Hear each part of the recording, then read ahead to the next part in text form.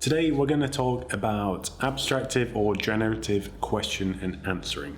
And we're going to focus on actually building or implementing something like this using a few different components. But in the end, what we're going to essentially be able to get is we're going to be able to ask a question in natural language, and we're going to be able to return documents or web pages or so on that are related to our particular question. And we're also going to be able to use something called a generator model to generate a human natural language answer to our question based on these documents that we've retrieved from an external source. So we can think of it as a GPT model that is answering our questions, but if GPT was also giving us the sources of the information that it was answering questions based on. So let's jump straight into just understanding what it is exactly that we're going to be building. So we're going to start with all of our documents, our text, or whatever it is we're going to be using. In our case, we're going to be using text from Wikipedia. So we're going to take all of this and we're going to encode it using what's called a retriever model. So it's called a retriever. And what that will give us is a ton of these vectors, where each vector represents like a segment of our text. So for example, maybe we might have this little segment here, followed by this segment, and so on. We're going to take all of those vector embeddings and we're going to put them into a vector database over here. Now we're going to be using Pinecone for this. So what we'll do is just put everything in Pinecone, and at that point we've actually built the retrieval pipeline. We don't have the generative part of it yet, but we do have the retrieval pipeline. So then what we can do is ask a question. So we'll ask a question over here, it will be in natural language. And what we'll do with that is actually also take that into the retriever model, and that will output, we'll output it over here. That'll output a single query vector, okay, or question vector. That will then be passed into Pinecone here, which will compare that query vector to all of the previously encoded vectors, and it will return a few of those that are the most relevant to our particular query vector. So it will bring these out and it will say, okay, these 3 items are the most relevant to your particular query.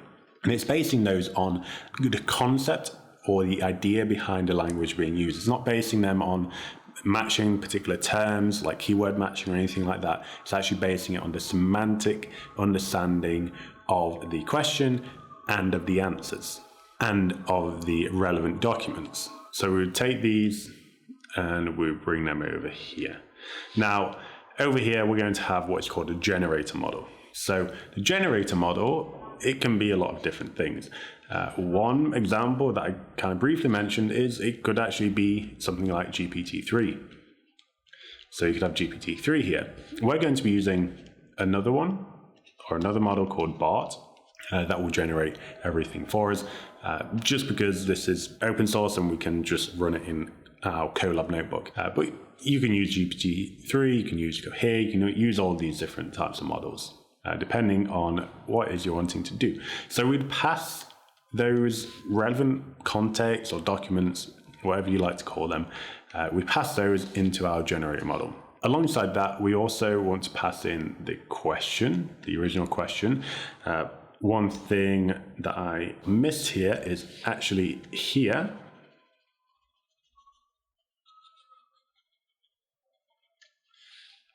We would be converting these back into their original text format, which we've stored in Pinecone. So that will actually be the text, and the same with the query. So we're going to have the query and the context, and we're going to be feeding them into a generator. And that will then output us an answer in natural language format.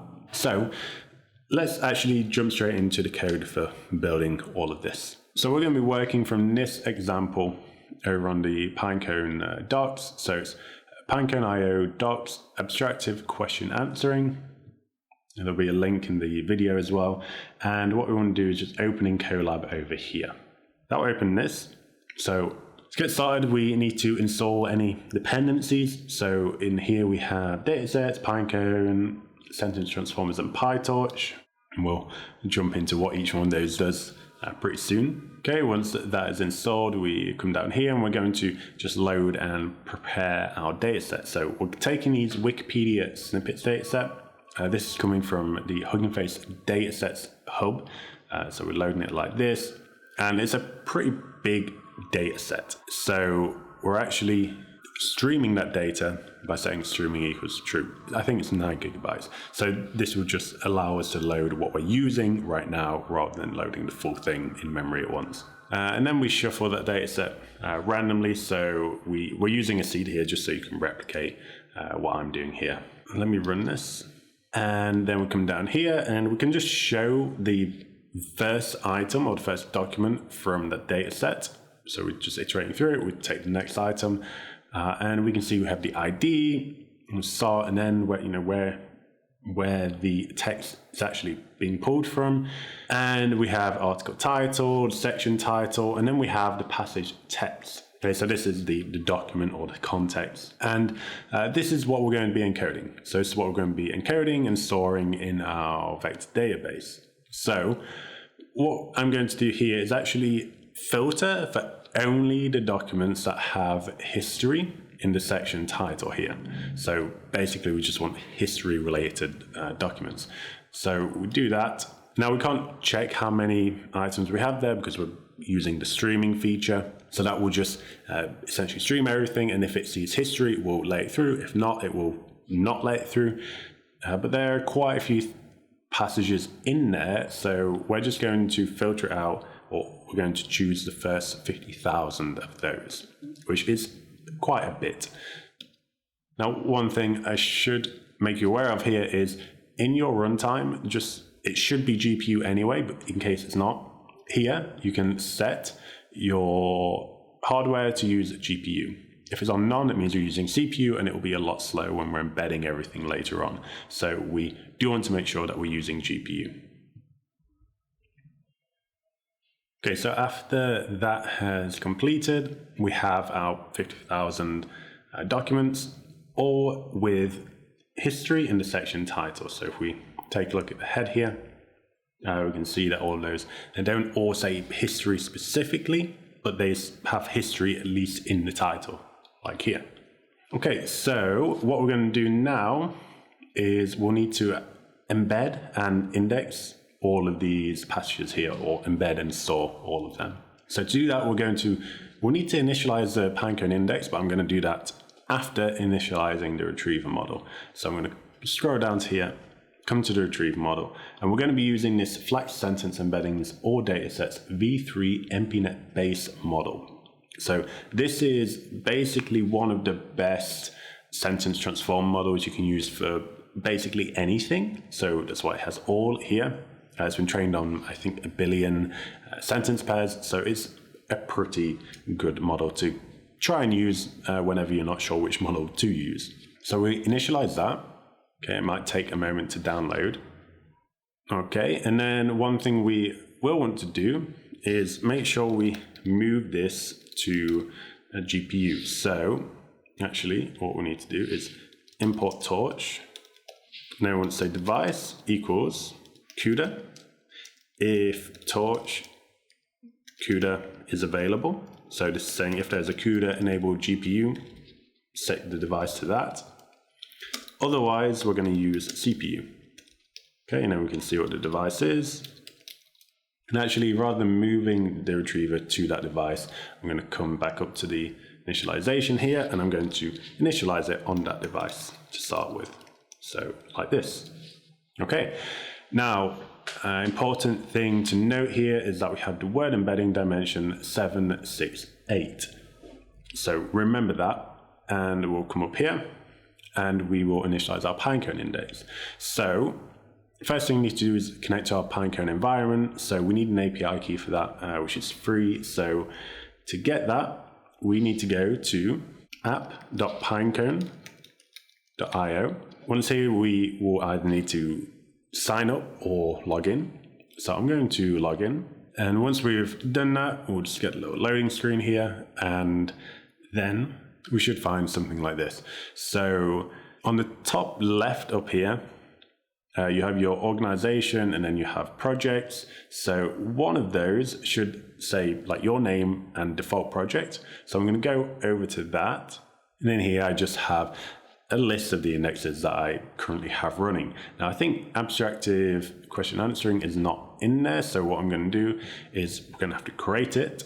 So we come over to API keys on the left here. We copy the API key value, come over to here, and then we'll just paste it into here. I'm going to go and paste mine into a new variable. So mine is stored in a new variable called API key. So I initialize with that. And what we're going to do is create a new index. We're going to call it abstractive question answering. And we are going to say if that index name does not exist, then we create it. Now, I said to remember that dimensionality at number 768 before. This is why, because it's here. We need that number to align, this number here, to align with the embedding dimensionality of our retriever model. We can also check that using this. So retriever get sentence embedding dimension, like so. And we get 768. So we can actually take this and place it in here rather than hard coding it. Metric, because the embedding vectors are normalized, as we can see here, we can actually use either dot product or cosine similarity here. We're going to just stick cosine similarity, and that will just take a moment for the index to be created. Okay, once we have created it, we will move on to this, which is just connecting to our new index. So let's scroll down, and we will come down to the generating embeddings and upserting. So what we're going to do here is in batches of 64, we're going to extract our passage text. So we'll have 64 of these passages all at one time, and we're going to encode them all using our retriever model. Then what we're going to do is get the metadata. So that is simply the text that we have in here. So if I show you an example, we have, take this, I'm going to do df, and we're going to take the first few items and paste that. So we're basically going to do this. We're going to take all of that data that we have in our data frame, and for each one of our vectors, so first one will be this, we're going to attach that metadata to the vector. And then here we'll create some unique IDs. It's just a count. We could actually use the IDs themselves, but this is just easier. And we're going to add all those to a upset list, which is just a list that contains tuples containing each ID, the vector embedding, and the metadata related to that embedding. And then we upsert all of that, so basically insert it all into the Pinecone vector database. Then at the end here, we're just going to check that we have all those vectors in the index, and you can see here that it actually brought through 50,001, so maybe there was a duplicate in there, I'm not too sure, but we have all of those in there. So I can try running this, but it's basically just going to start from the start again, so you can see here. I'm not going to wait until the end of that because it will take a little bit of time, even when we're using GPU on Colab, although actually not too long. Anyway, I'm going to stop that, and we'll just move straight on to the generator, and we can at least just see from the past runs what it would be doing. So the first thing we would do here is initialize the tokenizer and the model for our generator model, and we're using a BART LFQA, which is long form question answering model. Okay, so if we come up here, we'll explain a little bit of what this model is. So using the explain LikeM5 BART model, which is just a sequence model which has been trained using explain LikeM5 data set, which is from Reddit. And if we come down here, we can see the format that we're going to be putting all of our text into this model. So we're going to have our question, which is going to be what we type. We'll say, like, what is a sonic boom? And then that's followed by context. And then with each passage, we precede it with a P token like this. And then we have the passage, and then a P token, another passage. And basically, the model has been trained to read this sort of format and then generate a natural language answer based on this question. and based on this information that we have provided it with. So we come down here, we would initialize it like that.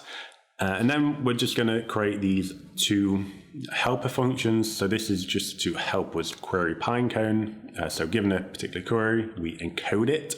So from text to a vector embedding, or the query embedding is what we usually call it. We query Pinecone like this. This will return k many passages, and it would return these what we call the context or the passages or something along those lines. One thing that is pretty important here is that we include the metadata, because that includes the human readable text of those passages that we're going to be feeding in. And why do we need that? Because we are going to be formatting them in this string, which is like what I showed you before. We have the context here, which is going to be the p token followed by the passage, and then we concatenate all of those together. And then what we would do is create that format that you saw before with the question followed by the question and the context followed by those contexts with the p tokens in the middle or preceding each one.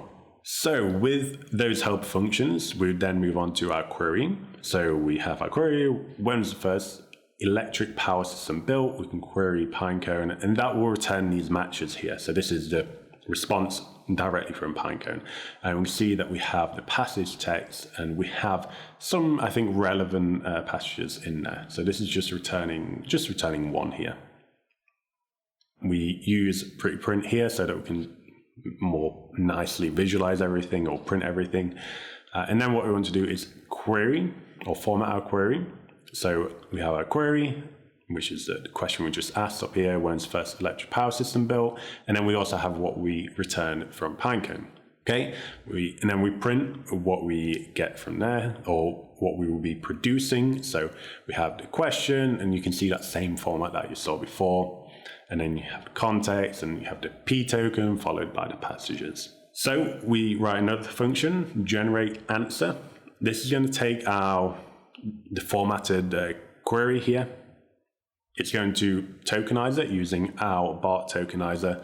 And then it's going to use a generator to generate a prediction or generate an answer.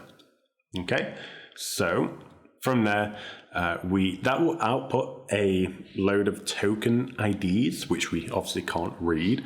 So then we use this batch decode or the tokenizer decode to decode them into human readable text. Like that. So if we then go ahead and actually run that, we will see that we want to focus on this bit here.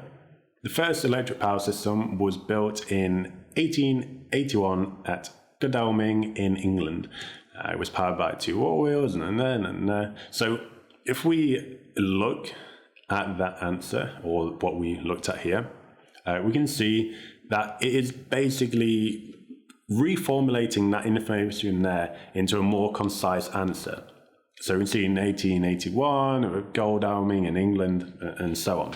So that's pretty cool. Now, what if we go a little further? If we ask some more questions, we say, how was the first wireless message sent? And this time we're going to return 5 of these contexts. So we're going to return more information. And ideally, this should give the BART generation model more information to produce an answer from. So it should, generally speaking, be able to produce a better answer if we give it more of that information, but not all the time. In this case, we say we see first wireless message sent in 1866, so on and so on. Okay, nice short answer, which is good. We set that by setting the max length up here at 40. And, I don't know the answer to this question. So what we can do is, not just rely on the model to actually give us the answer, which is a problem that we see a lot with the GPT-3, ChatGPT, and so on models. We can actually have a look at where this information is actually coming from. So we can see here, I think this is probably the most relevant part. So this guy is claimed to have transmitted an electrical signal through the atmosphere at this point, right? And I don't think any other contexts really give us any more information on there. So we can see that according to this context, and if we wanted, we could provide a link back to where that was actually from. That does at least seem to be true. Now, this is probably a good example of when this is useful. So if we ask a question like, where did COVID-19 originate? And we get this like random answer. And I think most of us probably know that this is kind of nonsense, right? So it's a zoonotic disease. It's transmitted from one animal to another. Okay, let's have a look at where this is coming from.